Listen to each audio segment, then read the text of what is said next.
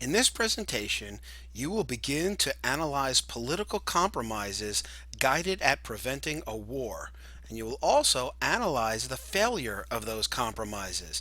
So open to your notes, make sure and copy down all important information, and as usual, see me with any questions or clarification. Okay, so during the 1800s, the issue of slavery is becoming serious. So, Congress attempts to deal with slavery through a series of compromises.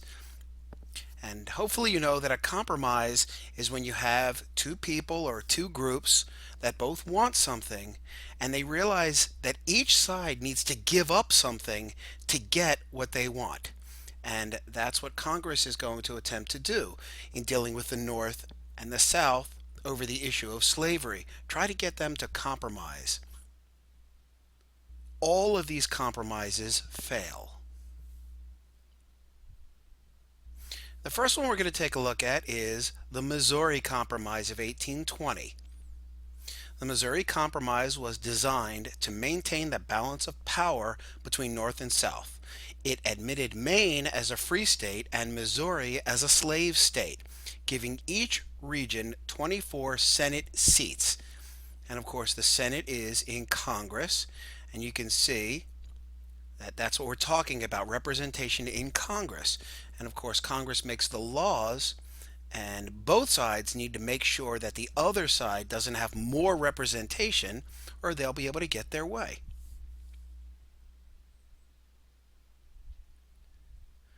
So we're going to take a look at why was the law passed, what were some specific terms of the law, and why did the compromise fail. And we're going to do this for each of the compromises.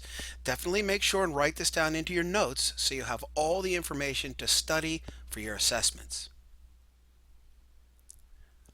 Missouri wanted to enter the Union as a slave state. The Union is the United States, and when Missouri became a state, it wanted to enter as a slave state. The North did not like this as it would cause an unbalance of free and slave states. Specific terms of the law, slavery would be permitted south of the Missouri border. Missouri is going to enter the Union as a slave state and Maine as a free state. The compromise failed because the Supreme Court declared it unconstitutional in 1857. Feel free to go back to the map previous once you've taken notes so that you can kind of apply those notes to the map.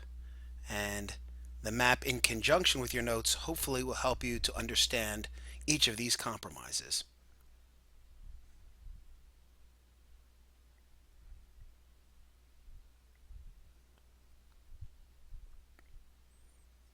The next one is the Compromise of 1850. New states gave the North a majority in the Senate, but the Compromise of 1850 permitted the residents of Utah and New Mexico to allow slavery. The related Fugitive Slave Act required that escaped slaves in the North be returned to their southern owners.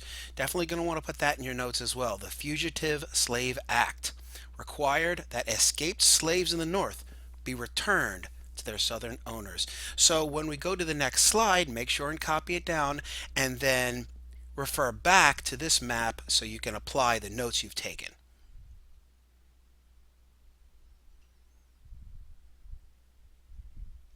The North and South couldn't agree on the free slave status of California and other parts of the Mexican cession. Specific terms of the law, California becomes a free state. And this is where we get into popular sovereignty. Going to want to make sure that you can pronounce that correctly and spell it correctly. And it means that people in an area can vote on the law. The federal government does not determine the laws where there is popular sovereignty. The people in a region determine the law. And it's decided that popular sovereignty will determine the free and slave status in the rest of the Mexican cession. And also because of the Compromise of 1850, the slave trade becomes outlawed in Washington, D.C., the capital. That's important. The capital of the United States no longer allows the slave trade. And this issue is going to be reopened with the Kansas-Nebraska Act, which we have here. After passage of the Kansas-Nebraska Act, forces for and against slavery clashed in Kansas. Soon the territory earned the nickname Bleeding Kansas, and we'll get to that more here in just a few minutes. Again, make sure and refer back to this map once you have your notes so you can apply those notes to the map.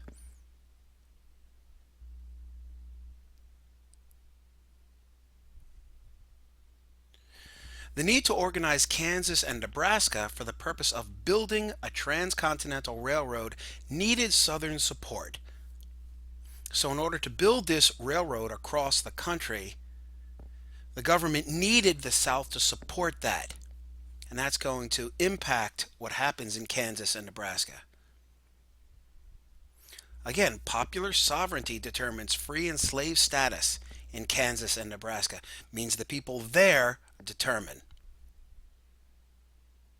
Northerners were outraged at the possibility of further expansion of slavery against the Missouri Compromise. So this violated the Missouri Compromise. And this is very important that you understand what Northerners had a problem with more than anything was the expansion of slavery. They could maybe tolerate if slavery existed in the South as long as it didn't expand.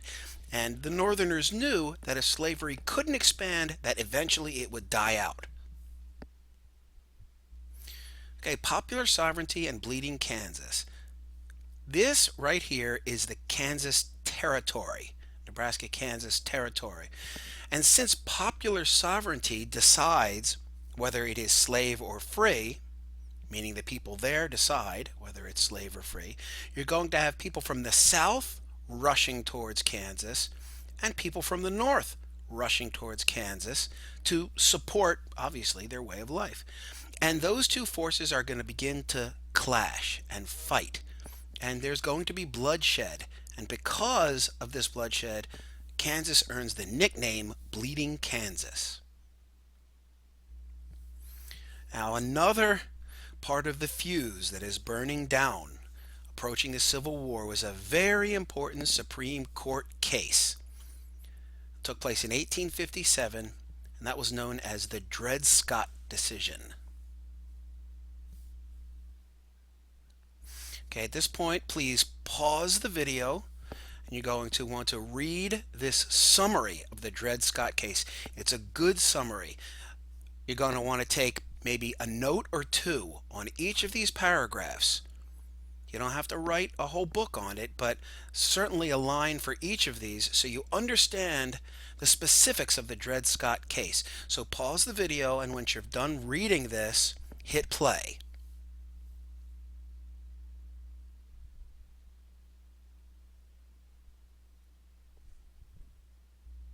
Okay, this is a continuation of the Dred Scott decision, what actually happened and what the Supreme Court said. So once again, pause the video, and when you've finished this reading and you've taken a note or two on each section, hit play.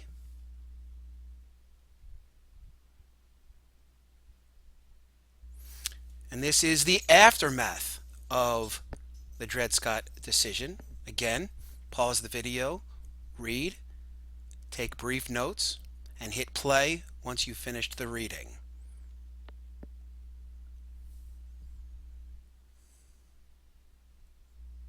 Because of this case, Northerners were furious. It allowed slavery in all the U.S. territories. And you're going to want to be able to discuss some of the specifics of the Dred Scott decision. It was very important and polarized the country. In other words, people in the North and people in the South became even more dedicated to their cause after this decision. And here's a map that you can apply those notes to. This is a nice, very short summary. Dred Scott was a slave who sued for his freedom. He lost his case when the Supreme Court decided that blacks were not U.S. citizens and had no rights in a federal court of law. This also is an interesting and important fact, some statistics. Only 24,000 of the 8 million Southern whites were in families owning more than 100 slaves. More than half of Southern white families owned no slaves at all. More than half of the country's free blacks also lived in the South. So it's very important that you understand that slavery wasn't absolutely everywhere and that every family did not own slaves in the South. It wasn't absolutely everywhere, although there were many slave owning families. But hopefully, this will kind of give you a nice picture of what's a little bit more close to reality in the South during this time period. Okay, this is around the time that Abraham Lincoln comes on the scene. And he's elected president in 1861. This is before he was elected president, but he's starting to become a popular politician. And he gave a very famous speech on the situation between the North and the South. And this is a quote. This is from his House Divided speech. That's the title of the speech. And it says, "A house divided against itself cannot stand. I believe this government cannot endure permanently half slave and half free. I do not expect the Union to be dissolved. I do not expect the house to fall, but I do expect it will cease to be divided." What Lincoln is saying is that the country will not collapse. This issue of slavery will not destroy the country, but one way or the other, the issue of slavery will be resolved. He does not expect the house to fall, but he does expect it will cease to be divided. And that's very powerful, very famous speech. Okay, at this point, we're getting even closer and closer to war between the North and the South. And that's where we'll begin the next video. So see me with any questions or any clarification you may need, and I will do my best to help you out.